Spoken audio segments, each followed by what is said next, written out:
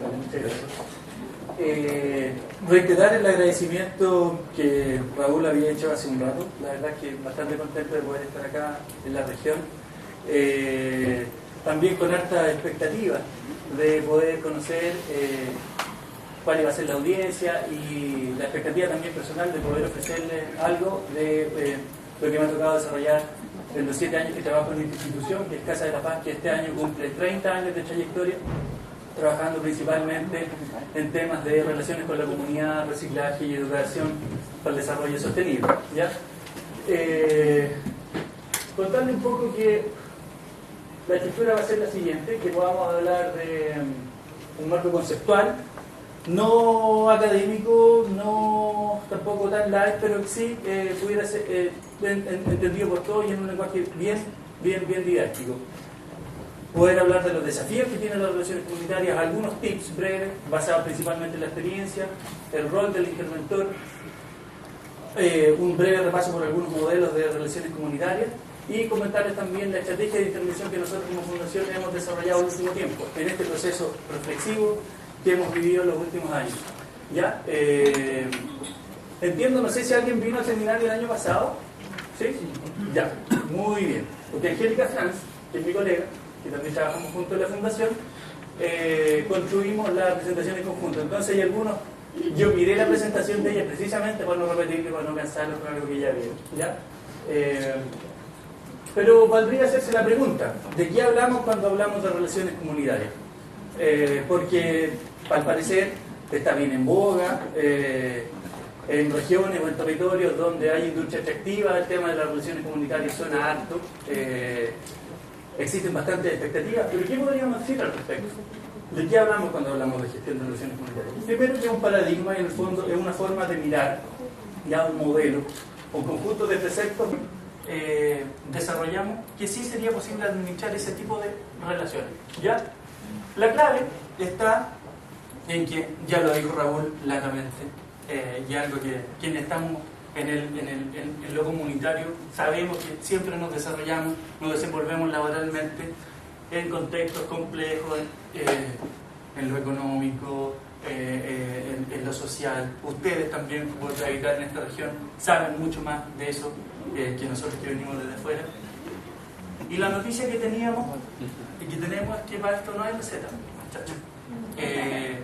Vinculando un poco con lo que decía Raúl, depende en gran manera del contexto y de cómo yo como interventor o como profesional, asesor o encargado de relaciones comunitarias de alguna organización, entiéndase fiscalía, empresa u otra organización, porque lo que vamos a hablar acá es válido para cualquier tipo de organización, depende mucho de cómo estamos mirando y observando ese entorno. Por lo tanto, no hay receta. Si alguien espera, como decíamos acá, ¿qué estamos haciendo acá?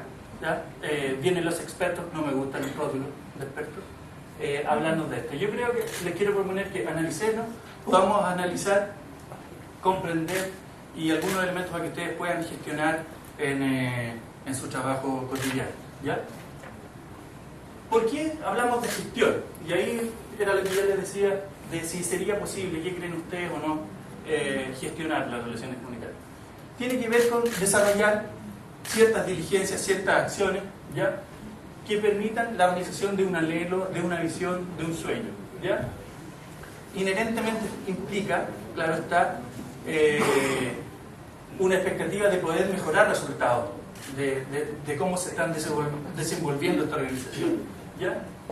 Y cómo, a través de lo que dice la teoría más clásica, a través de 4 ejes, que tiene que ver con la estrategia, decir hacia dónde yo quiero llegar, como empresa, como organización, como cualquier entidad social, hacia dónde quiero llegar, ya hacia dónde estoy apuntando.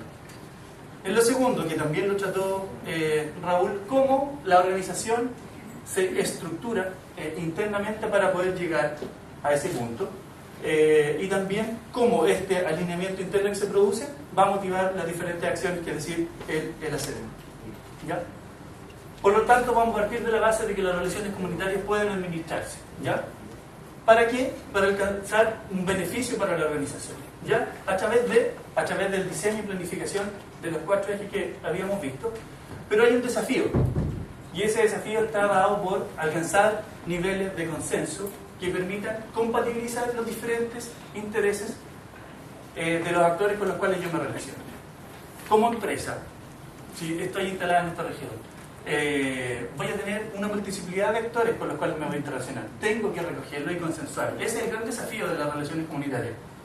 Lo que nosotros proponemos como fundación, y aunque parezca de perogrullo, es considerar al otro, a los otros, en la construcción de políticas, estrategias o programas de relaciones comunitarias. Porque si no, lo que ocurre, y lo que uno ve como asesor de algunas empresas, es que desde el escritorio todo funciona, todo de maravilla, pero en la práctica los interventores o los ejecutores son los que tienen los problemas con los diferentes actores, ¿ya? De más está decir que hay un sinnúmero de tipos de relaciones, pero todas ellas a lo que apuntan es que como actores, como organización social, que puede ser una empresa, como yo le digo, pero puede ser de otro tipo de organización, se instala en un territorio, y en ese territorio tiene una multiplicidad de interacciones con diferentes actores, ¿ya? Por lo tanto, ¿por qué yo me relaciono con esos otros actores? Primero, puede ser porque estamos jugando un rol en este espacio y necesitamos del otro para poder coexistir y cohabitar en este espacio. Si no, no nos va a ir muy bien. Esto es lo que acabo de decir. Por lo tanto, el éxito de la misión de mi organización, es decir, cómo yo sobrevivo o me reproduzco, está dado y se juega a esta altura de la vida y del siglo XXI en cómo me estoy relacionando con los otros actores. Por lo tanto, en ese sentido, comulgo con la idea que comentaba hace un rato Raúl, de que es vital para el negocio relacionarse con los otros. Esa empresa que hace algunos años veíamos, o esas organizaciones que se miraban solamente hacia afuera y no hacia adentro, pero hacia afuera desde una construcción súper de escritorio, ya está obsoleta, ¿ya? Por lo tanto, si yo quiero alcanzar el éxito y cumplir mi objetivo, debo necesariamente relacionarme con los otros. Y después vamos a ver algunas características de cómo tiene que ser esa relación, ¿ya? Por lo tanto, en el caso de las empresas, que deben interactuar cotidianamente con los otros agentes que están en un territorio y con los diferentes intereses que ellos tienen, buenos y malos, ¿ya? Positivos y negativos, deben relacionarse en diferentes esferas, de diferentes formas, para poder reproducirse, como lo decía, en entornos cada vez más complejos, ¿ya? Con expectativas de desempeño cada vez más altas. Y en ese sentido, ¿qué podemos decir? Solamente un caso, Freirina. Las expectativas de desempeño desde Freirina para adelante han cambiado absolutamente. O sea, comunidades que pudieron vivir no sé cuántos años con el problema de dolores, hoy día ya no son capaces de poder resistir. Y eso está muy bien, porque eso le pone la vara mucho más alta a las empresas, ¿ya?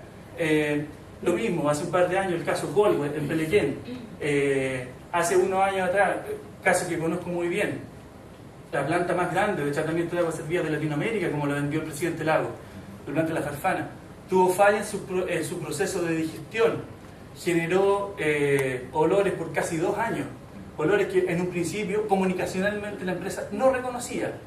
Y lo digo con propiedad porque estuve ahí en ese caso.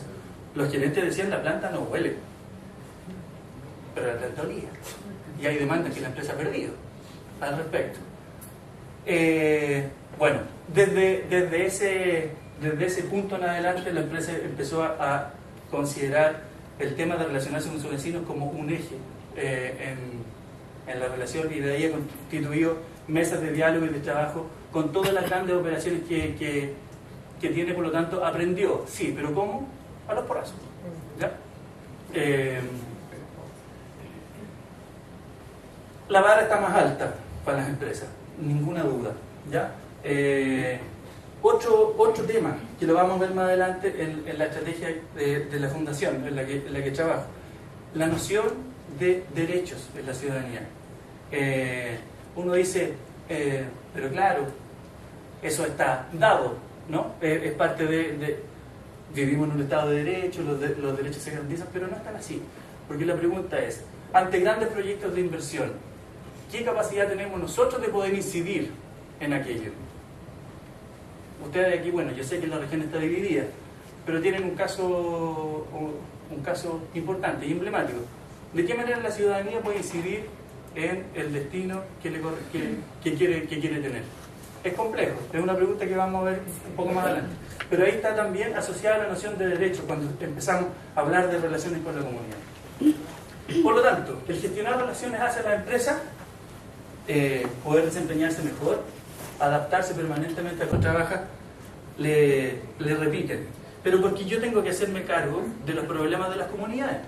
Si mi función social es maximizar beneficios y reducir los costos, estoy hablando muy en bruto. Pero hay responsabilidad de poder, o sea, de compartir esos beneficios.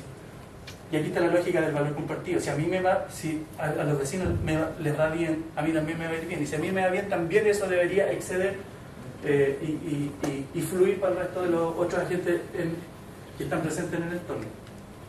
Ahora, esto que aquí suena muy bien es algo complejo. No es fácil. ¿Por qué?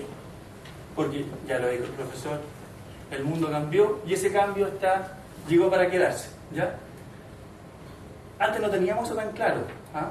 Antes mirábamos las relaciones comunitarias como algo mucho más estático, ¿ya? Y generalmente yo utilizo la noción de esta visión, al menos desde las empresas. Yo, empresa, me ubico en el centro de la relación y me relaciono con todos los actores en una lógica radial, como los rayos de una bicicleta. El eje era la empresa y todos los otros actores eran los rayos. Como si la realidad solamente las relaciones fuesen unidireccionales, y eso no es así. Nosotros no estamos jugando más por un modelo neuronal, es decir, donde todos los actores tienen relación. Y ustedes me dicen, bueno, pero eso es así es la realidad, pero los enfoques eran más radiales que neuronales. No sé si entienden un poco la idea. En el fondo, yo como empresa, yo como organización, para que me vaya bien, tengo que relacionarme con todos y esas interacciones inciden en el resultado final, ¿ya? No es solo plantearse en una visión estática y unidimensional, ¿ya? Sino que hay que tener siempre presente esta lógica de relacionarse de manera más intrincada, como ocurre en la realidad. Respecto de la comunidad, ¿qué podemos decir? La noción es tan romántica a veces, ¿no?, de la comunidad. Es como si nosotros nos preguntamos ¿quién es la comunidad? Eso que está allá afuera, es esa gente que se relaciona. Tiene también desde una perspectiva más como de la ciencia social una noción incluso hasta romántica, ¿ya? Que es como premoderna también, en contraposición con la visión de la sociedad, que es mucho más moderna. El estilo de vida de la comunidad uno podría asociarlo a la bucólica vida en el campo versus la sociedad, que es aquella vida que ocurre en la ciudad. Por lo tanto, lo que quiero decir con eso es que es un concepto bastante líquido, bien difícil de tomar, ¿ya? Pero uno puede decir que existen diferentes acepciones dependiendo de la corriente de donde se afronte. Otra definición podría decir que también apunta a un momento en el desarrollo o el devenir de ciertas colectividades hacia vida en comunidad.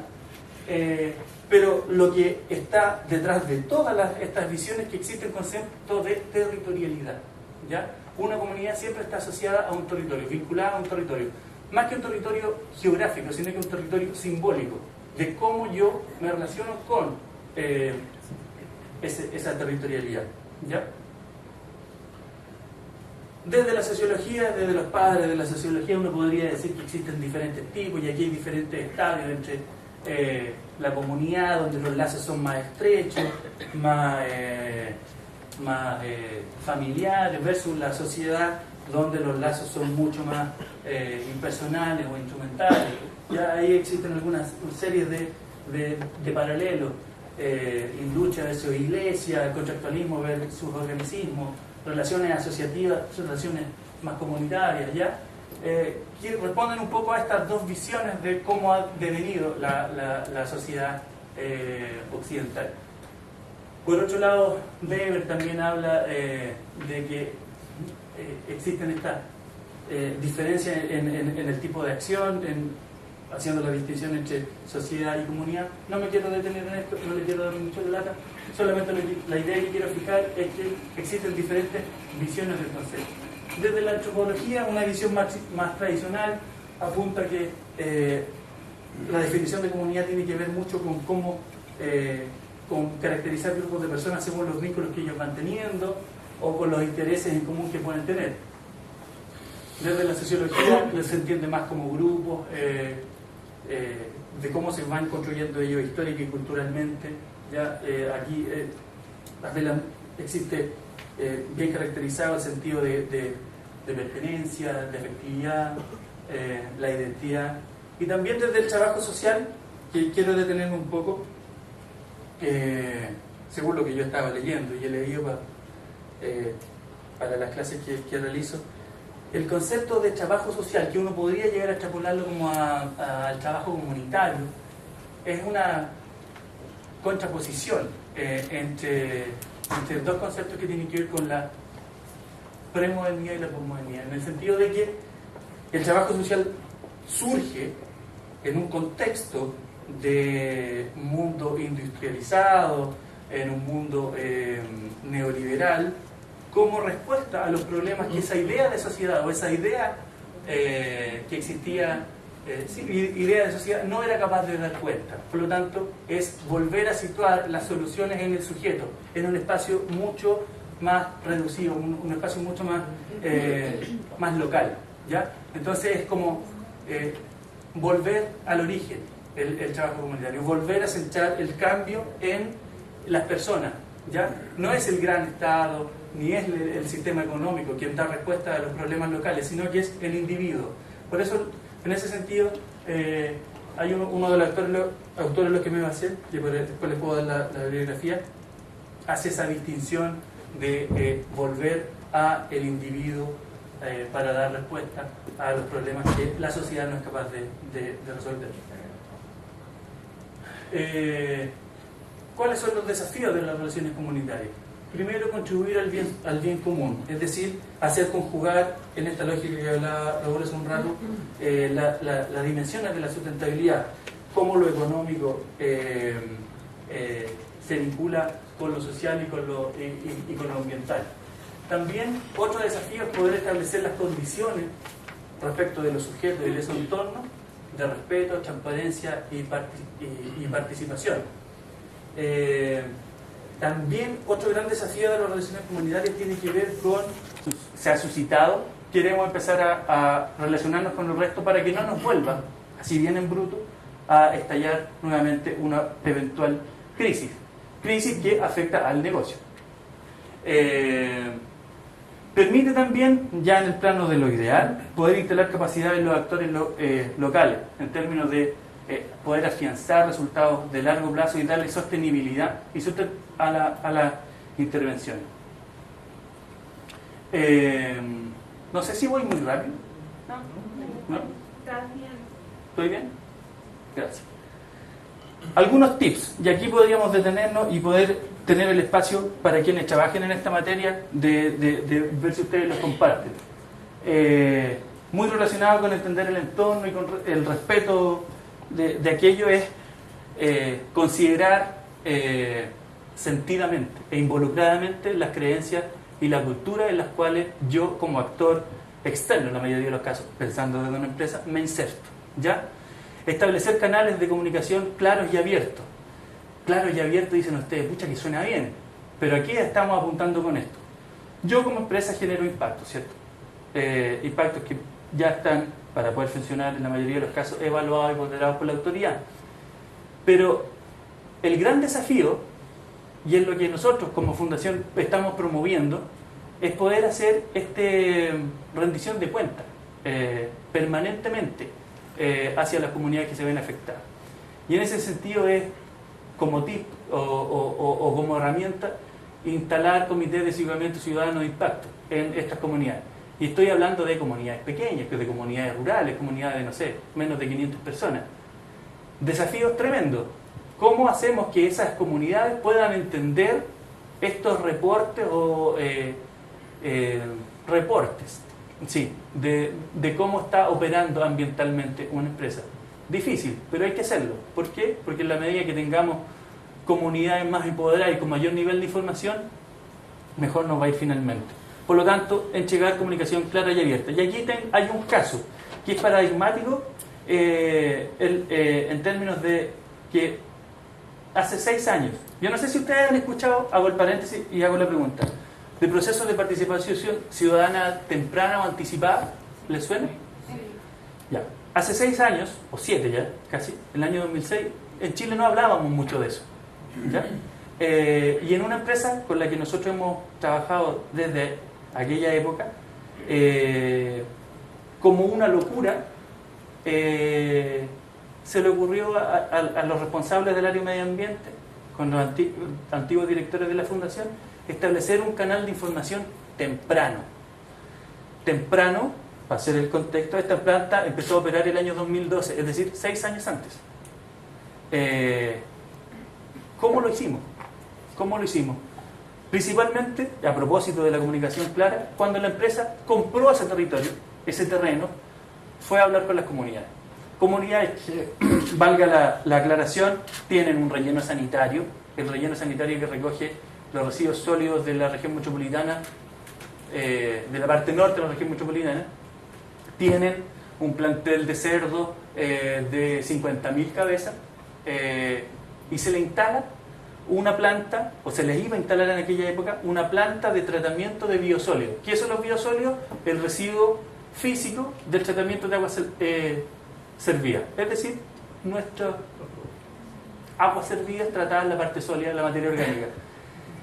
Y estamos hablando de toda la región metropolitana, 6 millones de personas de la región metropolitana, que se traduce en términos concretos en 300 toneladas diarias de biosólidos, en un fondo de 1.800 hectáreas. Entonces, con todo este contexto, comuna de Tiltil, en localidad de Rungi y Montenegro, 2 comunidades, a lo mejor ustedes lo han visto en las noticias, se toman la carretera antes de los fines de semana largos por Portland. Esa es la empresa de cerdo. Entonces, llegar a hablar en esas condiciones era bastante complicado. Tienen un relleno, se consideran el patio trasero. Al otro lado de la línea del cerro existe un relave de Codelco. Por lo tanto, esta sensación de somos la última región, la última comuna en la región, el patio trasero, el basurero, absolutamente sentido. Llegamos a hablar en este proceso con la comunidad 6 años antes de que el proyecto funcionara. ¿Cómo lo hicimos? Principalmente, como decía el encargado de medio ambiente, poniendo los colorados cuando tuviéramos que ponernos colorados. Recibimos tomatazo el primer año. Digo, me siento también parte del equipo, como asesor. Y con justa razón. Pero empezamos a avanzar en esta relación, fortaleciendo el vínculo. Hemos ido a esa comunidad 2 veces al mes desde hace 6 años. En particular yo, porque yo llevo esas 2 meses.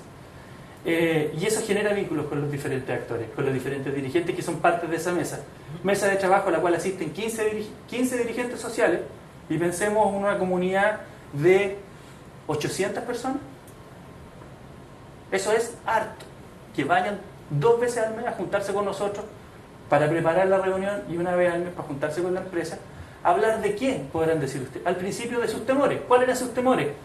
Si llega un pájaro y se para en una pila de lodos y se para después en mi ropa, ¿me enfermo? Un mes para trabajar ese tipo de preocupaciones. Y al mes siguiente la empresa tenía que llegar con respuesta. Generábamos otro tipo de preguntas. Las moscas, ¿qué ocurre con las moscas? Hay estudios de pluma de olor, hay estudios. Y fuimos presentando. Y en eso nos demoramos 2 años. Solo para derrumbar los mitos que podían haber y para hacerse cargo de los impactos que efectivamente iban a suscitarse. Lo bueno, a propósito de la comunicación clara y abierta, es que nunca se dijo, o la empresa nunca dijo, no vamos a impactarlo. Desde el minuto 1 es probable que ustedes sientan olor. Uno mira esto en perspectiva y dice, el año pasado cuando tuvimos la reunión para comentar que la planta ya iba a empezar a operar, la comunidad dice, a través de todo este proceso ustedes tienen una cuenta corriente de confianza con nosotros. ¿Cómo se traduce eso?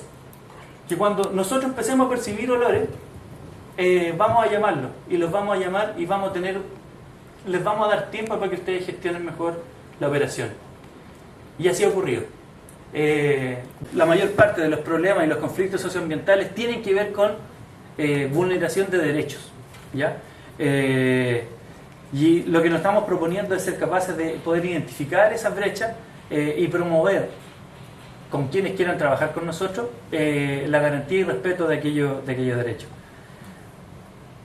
Notamos también y resaltamos mucho el tema de la participación ciudadana como un eje primordial en nuestra estrategia y en nuestras intervenciones y en nuestros planes de relacionamiento, porque finalmente es la capacidad efectiva de que ustedes, o nosotros y todos como ciudadanos podamos incidir en aquellas decisiones que nos van a afectar, y lo podemos llevar al plano de los grandes proyectos de inversión, ¿ya? La idea es que a través de la participación efectiva e incidente podamos generar ese tipo de cambios. Como muy relacionado con la lógica territorial, como sabemos que este tipo de problemas y conflictos son multidimensionales y convocan una suerte de multiplicidad de actores, no podría desarrollarse estas intervenciones sin esta mirada desde la articulación de actores. Todos tenemos un rol que jugar, todos tenemos una responsabilidad que cumplir, por lo tanto no podrían existir este tipo de intervenciones si no contamos con el actor privado, la ciudadanía y el Estado. Y el enfoque territorial principalmente es dar esa mirada integral a estas problemáticas, ¿ya? Lo que buscamos principalmente es generar procesos de sinergia entre todos los actores para darle solución a esas problemáticas socioambientales. Les voy a dejar después el link de nuestra estrategia para que la puedan compartir, si es que les interesa, ¿ya? Y esta es una bajada un poco a lo que ya acabo de señalar.